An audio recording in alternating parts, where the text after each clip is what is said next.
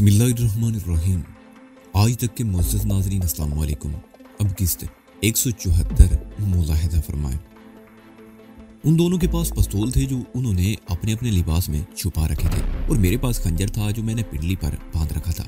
चट्टान की पिछली तरफ पहुंचने से पहले हम अलग हो गए। मैं नपे तुले कदम उठाता हुआ आगे बढ़ता रहा। उस तरफ अंधेरा था। उस चट्टान की पिछली तरफ तकरीबन 100 गज के फासले पर एक और पहाड़ी थी। इस तरह ये एक दर्रा सा बन गया था, लेकिन उस तरफ उन चट्टानों में कोई गार वगैरह नहीं था, इसलिए उस तरफ यात्रियों की आबादी नहीं थी। ज्यादातर लोगों ने मंदिर वाली चट्टान के सामने के रूफ पर डेरे जमा रखे थे। उस दर्रे के आखिर में एक जगह 2-3 मछलियां जलती हुई नजर आई। मैं धीरे में संभल कर चलता रहा और फिर अचानक रुक गया। वो हल्की सी सरगोशी दाईं तरफ से उभरी थी। मैं मुतात अंदाज में इधर उधर देखने लगा। पिंडली के भीतर से खंजर निकालकर हाथ में लिया और आवाज की समत बढ़ने लगा। इस तरफ हिम्मत सिंह, मैं यहाँ हूँ। वो सरगोशी एक बार फिर सुनाई थी। ये आवाज उसी लड़की की थी। मैं उस तरफ मुड़ गया। एक इंसानी हिवला चट्टान के साथ लगा खड़ा था। मैं जैसे ही आगे बढ़ा उसने मेरा हाथ पकड़ लिया और मुझे खींचते हुए एक खूह में दाखिल हो गई। ये दरअसल एक कुशादा दरार थी जो 5-6 फुट आगे जाकर बाईं तरफ मुड़ गई थी। वो लड़की मेरा हाथ खींचते हुए वहीं बैठ गई। आगे रास्ता बंद था और ये जगह मेरे लिए चूहेदान बन गई थी। अगर बाहर से 2 आदमी भी आ जाते तो मैं आसानी से मारा जा सकता था। नीचे बैठते उस लड़की का हाथ मेरे खंजर वाले हाथ से टकरा गया। उसने टटोल कर खंजर को देखा, फिर सरगोशी में बोली, इस खंजर को म्यान में रख दो, यहाँ तुम्हें कोई खतरा नहीं। तुम हो कौन और मुझे यहाँ क्यों बुलाया है? मैंने भी सरगोशी में कहा। अगर मेरे साथ धोखा हुआ तो इस खंजर से तुम्हारा गला काट दूंगा। कोई धोखा नहीं होगा, मुझ पर विश्वास करो। उसने जवाब दिया, मैं तुम्हारी हमदर्द हूँ। मेरा नाम अंबर है और मैं तुम्हारी मदद करना चाहती हूँ। क्या तुम उन दोनों के साथ हो? मैंने नाम लिए बगैर पूछा। हाँ, वो मेरा मतलब समझ गई। वो दोनों मुझे ब्लैकमेल कर रहे हैं और धमकियां देकर मुझे अपने साथ रखा हुआ है। वो लोग यहाँ भी एक खास मकसद के तहत आए हैं। क्या उन्हें मालूम है कि मैं यहाँ हूँ? मैंने पूछा। उसे ये दरियाफ्त करने की जरूरत महसूस नहीं की थी कि उसे किस सिलसिले में ब्लैक किया जा रहा था। नहीं, उसने जवाब दिया, ये इत्तफाक है कि आज दिन में मैंने तुम लोगों को मंदिर में देख लिया था। मैंने तुम्हें पहचान लिया। दूसरे कौन है ये मैं नहीं जानती। मुझे कैसे पहचाना? मैंने पूछा। तुम्हारे दाएं कान की लोह के पीछे स्याह तिल है, मसूर के बराबर, अंबर ने जवाब दिया। जब तुम तीनों मंदिर के अंदर घूम रहे थे तो हम तीनों भी तुम लोगों के पीछे ही थे। हमारे और तुम्हारे दरमियान 3-4 गज का फासला था और भी बहुत से लोग थे। इत्तफाक से मेरी नजर तुम्हारे कान पर पड़ गई। उन दोनों में से किसी ने तुम्हें नहीं देखा था। अगर देख लेते तो शायद अब तक तुम्हारा किस्सा पाक हो चुका होता। बहरहाल वो चंद लम्हों को खामोश हुई, फिर बात जारी रखते हुए कहने लगी, अपने ध्यान में थे। उनके साजिशी ज़हन कोई और ही मंसूबा बना रहे थे। मैं उनसे अलग होकर तुम लोगों के पीछे लग गई और बिलाकर जब तुम टैंक से पानी लेने आए तो मैं भी तुम्हारे करीब पहुंच गई। मंदिर से निकलने के बाद तो हम देर तक इधर उधर घूमते रहे थे। मैंने कहा, मैं तुम लोगों के पीछे थी। उसने जवाब दिया, तुम तीनों चट्टान के साए में बैठे थे तो मैं उस वक्त भी तुमसे राब्ता कर सकती थी, लेकिन मुझे शुबा था कि मेरी निगरानी ना हो रही हो। वो तुम्हारे आसपास नहीं थे तो निगरानी कौन करता? मैंने पूछा। वो यहाँ अकेले नहीं हैं, अंबर ने जवाब दिया। यहाँ आने के बाद उन्होंने कम से कम 3 आदमियों को अपने साथ मिला लिया है। हो सकता है उनमें से कोई मेरी निगरानी भी कर रहा हो। बलवंत सिंह को मुझ पर पूरी तरह एतबार नहीं है, लेकिन मुझे उन्होंने अपने मंसूबे में शामिल कर रखा है। वो बड़ी घिनौनी साजिश कर रहे हैं। साजिश के बारे में बाद में पूछूंगा, लेकिन पहले अपने बारे में बताओ। तुम कौन हो और मुझे कैसे जानती हो? मेरा नाम कैसे जानती हो? लेकिन 1 मिनट। मैं ये कहते हुए एक हाथ उसका पकड़ लिया और दराड़ में बैठे रहना मुनासिब नहीं। मेरी दोस्त और ठाकुर कहीं बाहर खड़े परेशान हो रहे होंगे। हम यहाँ से निकलकर किसी और जगह पर बैठकर बात करेंगे। अगर उनमें से किसी ने देख लिया तो तुम्हारे साथ मुझे भी खत्म कर देंगे, अंबर ने जवाब दिया। हम रोशनी की तरफ नहीं जाएंगे, मैंने कहा। इन चट्टानों में तो दिन के वक्त भी किसी को तलाश नहीं किया जा सकता। रात के अंधेरे में कौन देख सकेगा? आओ मेरे साथ। मैं उसे बाजू से पकड़कर बाहर की तरफ चलने लगा। हम अंदर दाखिल हुए तो आगे पीछे थे और अब साथ साथ चल रहे थे। अंबर मेरे साथ जुड़ी हुई थी। उसके गुदाज बदन के लम्स ने एक लम्हे को मेरे ऊपर सनसनीतारी कर दी, लेकिन मैंने फौरन ही अपने आप पर काबू पा लिया और उसे साथ लेता हुआ उस खूह से बाहर आ गया। इस वक्त हवा में किसी कदर खून की थी। मैं गहरे गहरे सांस लेता हुआ इधर उधर देखने लगा। दर्रे की दाईं तरफ जहां मछलियां चल रही थी वहां कुछ लोगों के साए हरकत करते हुए नजर आ रहे थे। बाईं तरफ एक पत्थर लुढ़कने की आवाज सुनकर मैंने उस तरफ देखा। मेरे ख्याल तक उस पत्थर को जानबूझकर ठोकर मारी गई थी। मैंने ऊँट सुकेड़ कर होले से सीटी बजाई। चंद सेकंड बाद ही 2 हेवले एक बड़े पत्थर की आड़ से निकलकर हमारी तरफ आने लगे। वो जानकी और ठाकुर थे। हमें किसी महफूज जगह की जरूरत है ठाकुर, जहां हम बैठकर इत्मीनान से बातें कर सके, मैंने सरगोशी में कहा। किसी जगह की तलाश की जरूरत नहीं, मेरे साथ चलो, अंबर ने दोबारा कहा। मैंने चौंक कर उसकी तरफ देखा, लेकिन जाहिर है मैं अंधेरे में उसके चेहरे के तासरात को नहीं देख सकता था। मेरे साथ आओ, अंबर ने कहा। मैंने मुश्किल के वक्त के लिए एक पनाह की तलाश कर रखी है, हम वहीं चलते हैं। हम उसके साथ चलते हुए एक और तंग से दर्रे में से होते हुए दूसरी पहाड़ी की तरफ आ गए। इस पहाड़ी में भी कई छोटे छोटे गार थे और किसी किसी पहाड़ी में मशालियां पेट्रोमैक्स की रोशनी दिखाई दे रही थी। हमारे थैलों में अगरचे टार्चें मौजूद थी, मगर हमने टार्च रोशन करने के बजाय अंधेरे ही में रहना मुनासिब समझा था। हम अंबर के पीछे पीछे एक तंग से रास्ते पर पहाड़ी के ऊपर चढ़ते रहे। तकरीबन 50 फुट ऊपर जाकर वो पगडंडी एक बहुत बड़े चट्टानी पत्थर के पीछे मुड़ गई। यहाँ पहुंचकर ठाकुर ने थैले में से टार्च निकालकर रोशन कर ली। अंबर ने उसके हाथ से टार्च ले ली और आगे चलते हुए हमें रास्ता दिखाती रही। 20 फुट मजीद ऊपर जाकर हम एक गार में दाखिल हो गए। अंबर ने टार्च की रोशनी में गार के दाने के करीब ही अंदर की तरफ पत्थर पर रखी हुई माचिस उठाई, टार्च ठाकुर के हवाले कर दी और दिया सलाई जलाकर दीवार में लगी हुई एक मशल रोशन कर दी। गार साफ सुथरा था मगर ज्यादा बड़ा नहीं था। 5-6 अफराद आसानी से इसमें रह सकते थे और गालिबन पहले भी कुछ लोग यहाँ रहे थे। रोशनी होने के बाद मैंने पहली मरतबा गौर से अंबर की तरफ देखा। उसकी उम्र 25-26 के लगभग रही होगी। रोशनी होने के बाद मैंने पहली मरतबा गौर से अंबर की तरफ देखा। उसकी उम्र 25-26 के लगभग रही होगी। लंबा कद, शरीरा बदन, मोटी मोटी सी आंखें, चेहरे के नकूश बड़े दिलफरेब थे। उसने पीले रंग की साड़ी पहन रखी थी, लेकिन ब्लाउज इस कदर मुख्तसर था कि नजरें उसकी तरफ उठते हुए शर्माती थी और जानकी तो उसे देखते ही उछल पड़ी थी। वो इस तरह अंबर को देख रही थी जैसे उसे अपनी आंखों पर यकीन ना आ रहा हो, लेकिन अंबर की नजरों में कोई हैरत नहीं थी।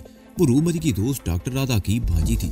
हो सकता है मैंने भी उसे कभी देखा हो, लेकिन मुझे इसका चेहरा याद नहीं था। अलबत्ता अंबर ने मुझे याद रखा था और मेरे कान की लो के पीछे दिल से उसने मुझे पहचान लिया था।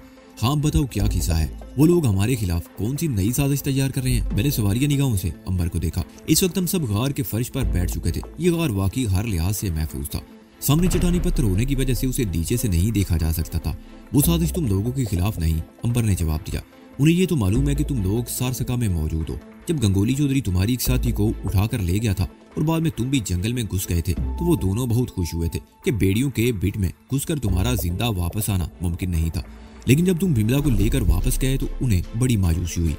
तुम लोग जिस हट में ठहरे हुए थे उस पर हमला करना बहुत आसान था। वो इस मौके से फायदा उठाने की कोशिश भी कर सकते थे, लेकिन वो अपने आप को तुम लोगों के सामने एक्सपोज नहीं करना चाहते थे, क्योंकि वो एक और साजिश तैयार कर रहे थे। हम उसी साजिश के बारे में जानना चाहते हैं। मैंने कहा, ये जो काली के मंदिर पर मेला लगा हुआ है ना, यहाँ हफ्ता भर हजारों लोगों की आमदोरफ्त जारी रहती है। तुमने मैदान में लातादाद चिमचिमाती गाड़ियां देखकर अंदाजा लगा लिया होगा कि यहाँ कैसे कैसे धनवान यानी दौलतमंद आते हैं। ये लोग नकदी के अलावा बहुत कीमती चीजें काली के चरणों में भेंट करते हैं।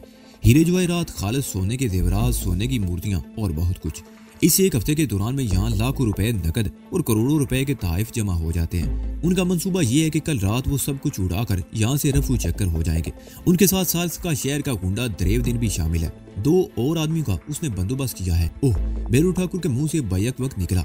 पंडित सोबराज का इसमें क्या किरदार है? मैंने पूछा। तुम उसे जानते हो? अंबर की आंखें चमक उठी। हमने भी थोड़ा बहुत होमवर्क किया है, मैंने कहा।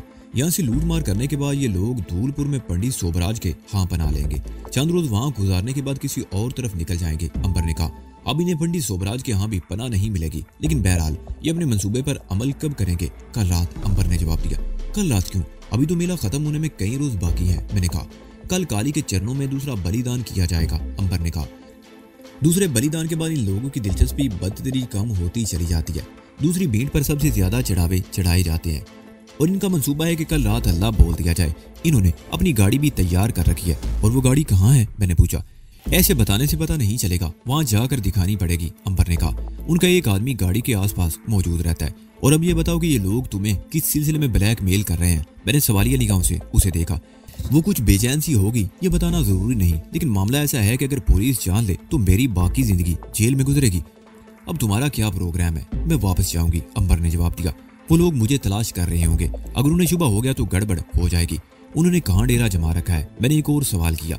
मंदिर के सामने वाली पहाड़ी, मैदान की दूसरी तरफ, अंबर ने जवाब दिया।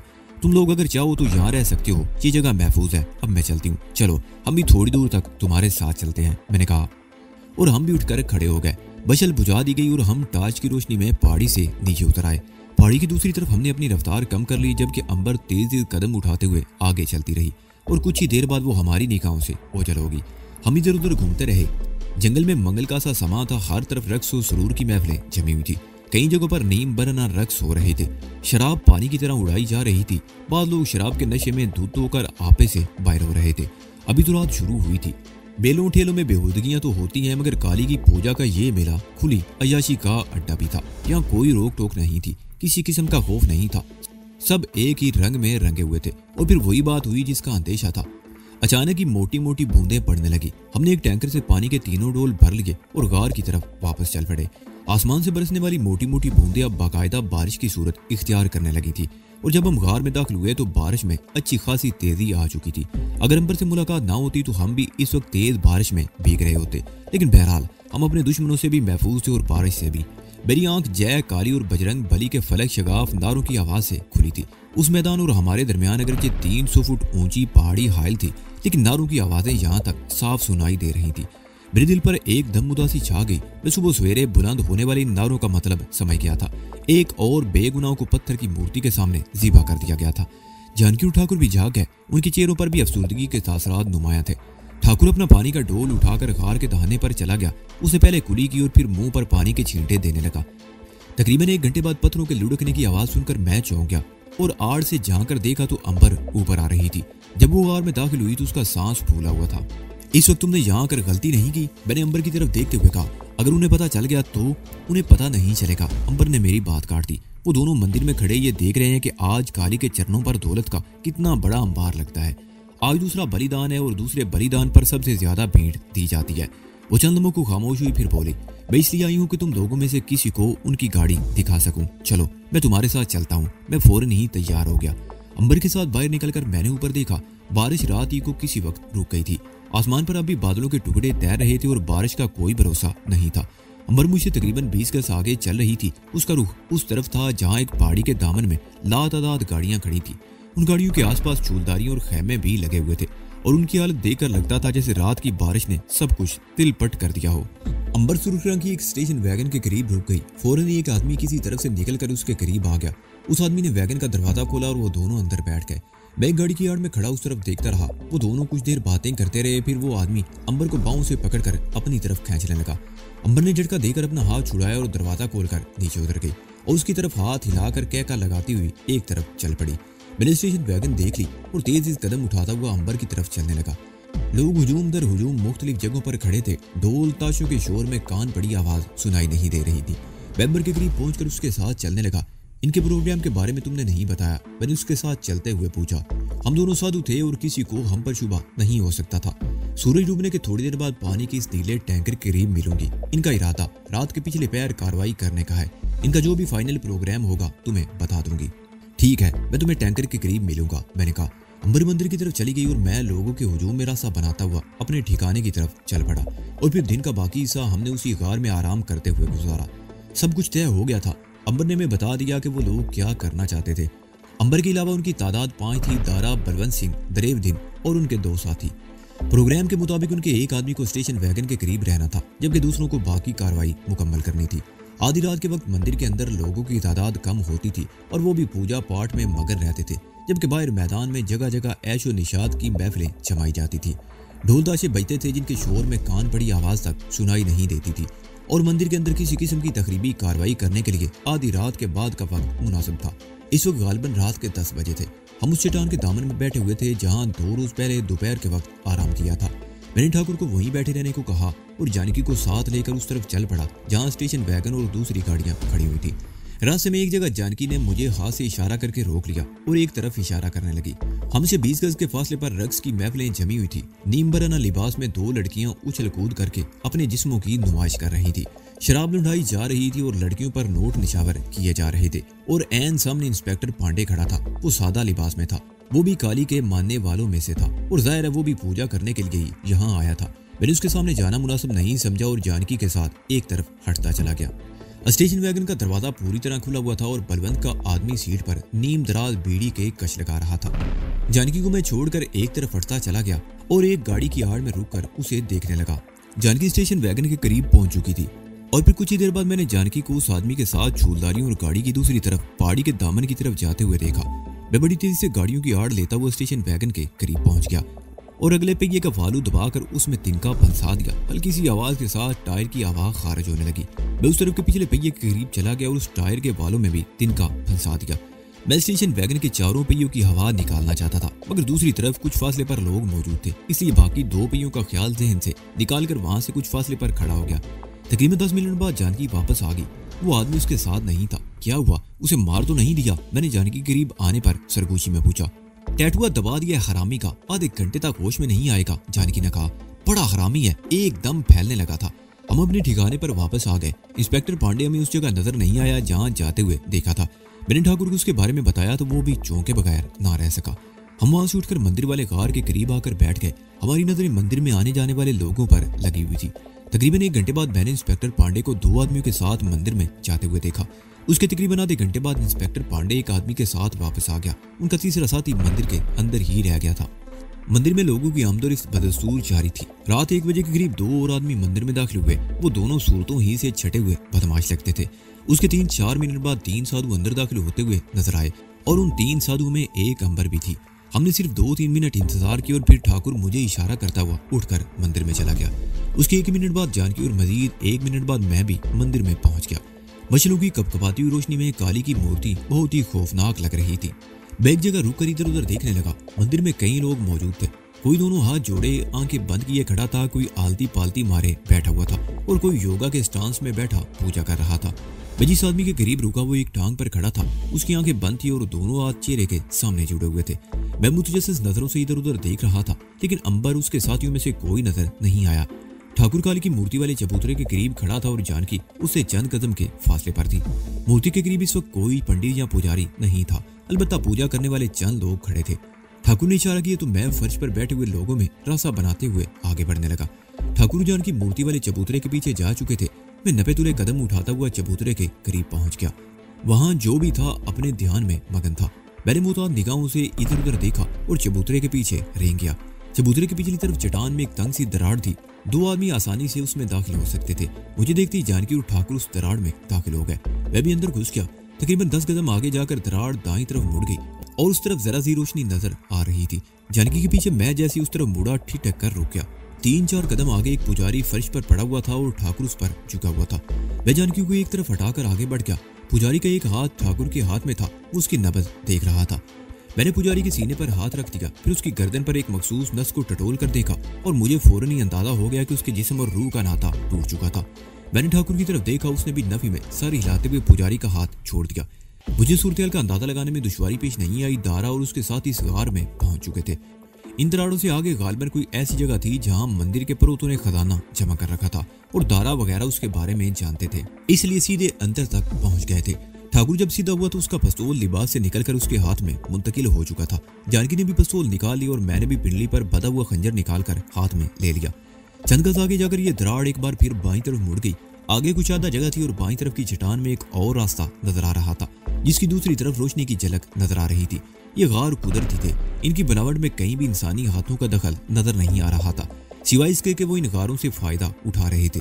इस रास्ते की दूसरी तरफ कुछ आवाजें सुनकर हम मोहतात हो गए। मैंने दीवार की आड़ से झांक कर देखा। उसके साथ ही मुझे सीने में अपना सांस रुकता हुआ महसूस होने लगा। दूसरी तरफ एक कुशादा गार था जहां 4 मशलें रोशन थी। गार के वस में एक पंडित की लाश पड़ी थी। उसके जिस्म का बालाई हिस्सा बराना था, पेट कटा हुआ था और उसकी आंतें बाहर को निकली हुई थी।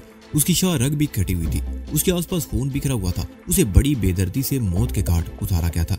उससे चंद कदम के फासले पर एक और पंडित जमीन पर पड़ा था। वो जिंदा था और उसके हाथ पैर बंधे हुए थे।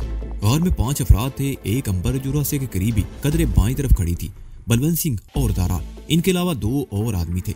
ये वही गुंडे थे जिन्हें मैंने दारा वगैरह से पहले मंदिर में दाखिल होते हुए देखा था। इन दोनों ने एक बोरी का मुंह खोल रखा था और बलवंत सिंह ने करीबी अंबार से सोने के जेवरात और सोने की मूर्तियां उठा उठा कर बोरी में डाल रहा था। मेरे ख्याल में वो करोड़ों की दौलत थी। एक तरफ करेंसी नोटों का ढेर भी लगा हुआ था। दारा उनके करीब खड़ा उन्हें देख रहा था। उसके हाथ में खून आलूद खंजर था। मुझे अंदाजा लगाने में दुश्वारी पेश नहीं आई कि पंडित को इसने मौत के घाट उतारा था। मैंने दारा की तरफ देखा। वो पहले से बहुत बदला हुआ नजर आ रहा था। वो बाकायदगी से सर गंजा करवाने का आदी था, लेकिन अब उसके बाल कंधों पर बिखरे हुए थे। बेतरतीब दाढ़ी और मूंछें भी थी। अगर मुझे पहले से उसके बारे में पता ना होता तो मैं इस हुलिये में उसे पहचान ना सकता। वो पहले से कुछ फरबा भी हो गया था। मुशर्रफ चेहरा, सुर्ख आंखें और साधु वाले लिबास में वो साधु ही लग रहा था। मैंने गर्दन घुमाकर ठाकुर की तरफ देखा। उसने इशारा किया और हम दोनों आगे बढ़ गए। ये सब कुछ यहीं छोड़ दो और हाथ उठाकर खड़े हो जाओ। ठाकुर की कड़कती हुई आवाज गार में गूंजी। वो सब लोग उछल पड़े, लेकिन हाथ किसी ने ऊपर नहीं उठाए। ओह, तो तुम लोग भी आ गए। दारा हमारी तरफ देखते हुए बोला। वो अनिया साहब का मालिक था। उसने अपने आवाज काबू में रखे थे, जबकि बलवंत सिंह वगैरह के चेहरे धुआं हो गए थे।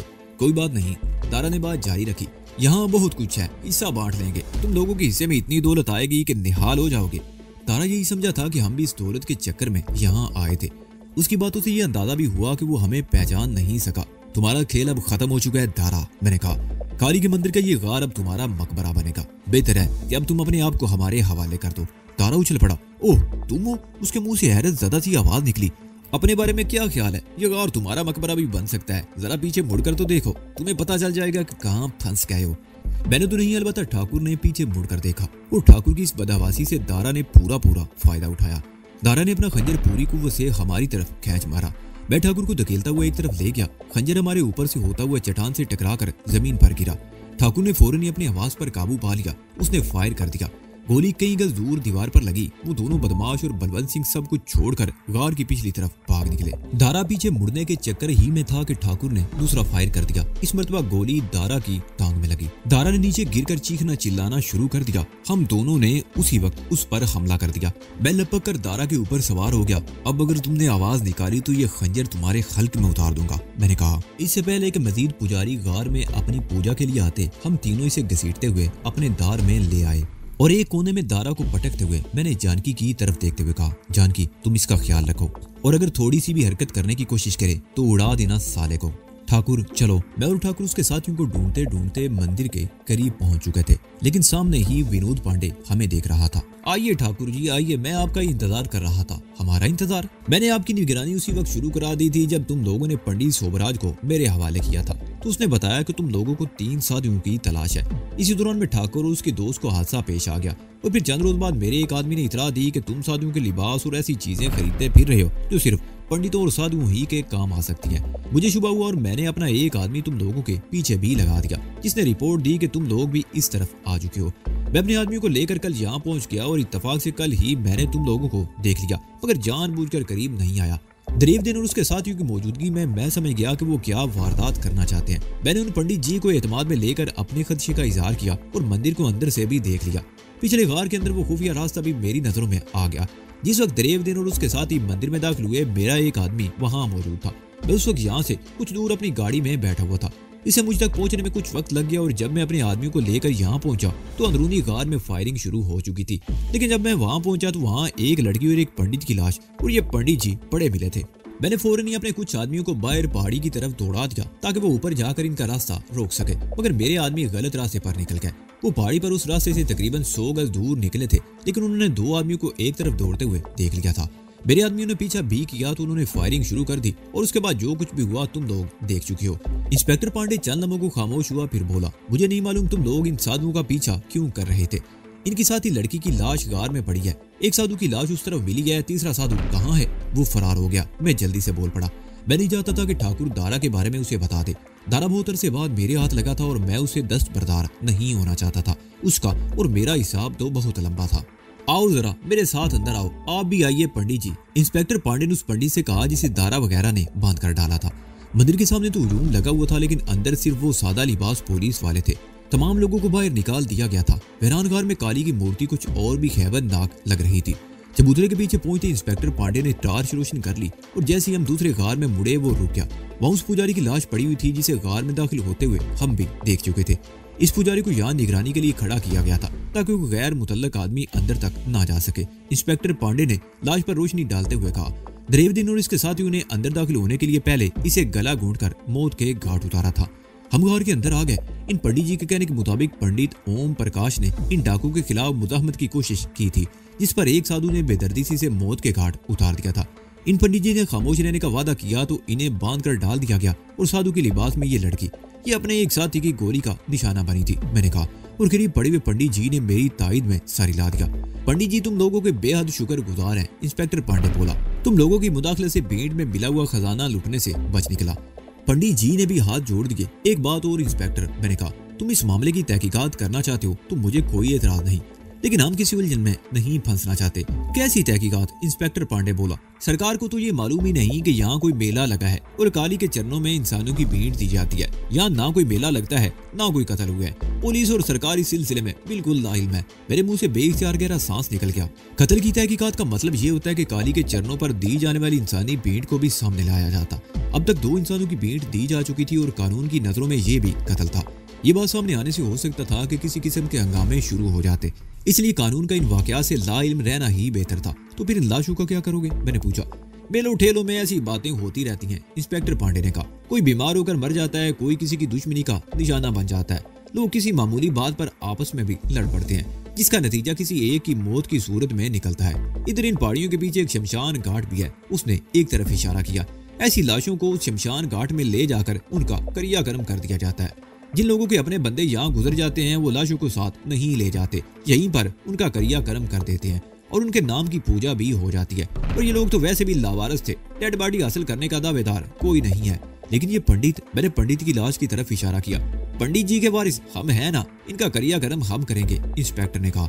मैं समझ गया कि इंस्पेक्टर पांडे ये नहीं चाहता कि यहाँ जो 5-6 कत्ल हुए थे इनकी हवा भी इन पहाड़ियों से बाहर पहुंच सके। और मैं ये भी जानता था कि इस मेले में शरीक कोई शख्स इन पहाड़ियों से बाहर जाकर किसी से इस वाक़े का जिक्र नहीं करेगा। इंस्पेक्टर पांडे ने अपने कुछ आदमी अंदर बुला लिए जो लाशें उठाकर बाहर ले गए। हाँ पंडित जी, इंस्पेक्टर पांडे अब पंडित की तरफ मुतवज्जो हो गया। आपके हिसाब में ये सारा माल कितने का होगा? इन लोगों के आने से पहले हम यही हिसाब लगा रहे थे, पंडित ने जवाब दिया। शाम तक हमने जो नकद रकम गिनी वो 12.5 लाख के करीब थी। उसके बाद भी नकद रकम आई थी जो हमने गिनी नहीं थी। और ये जेवर और सोने की मूर्तियां, मेरा ख्याल है ये सोना 15 किलो से ज्यादा होगा। मार्केट में जो सोने का भाव है उससे इसकी कीमत का अंदाजा लगाया जा सकता है।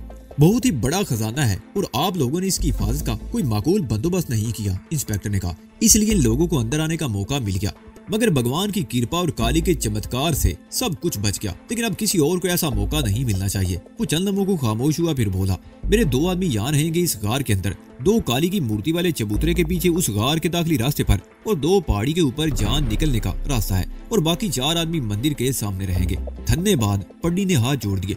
बड़ी कृपा है आपकी महाराज। मैं सुबह सारे पंडितों को जमा करके इसकी सुरक्षा का बंदोबस्त कर दूंगा।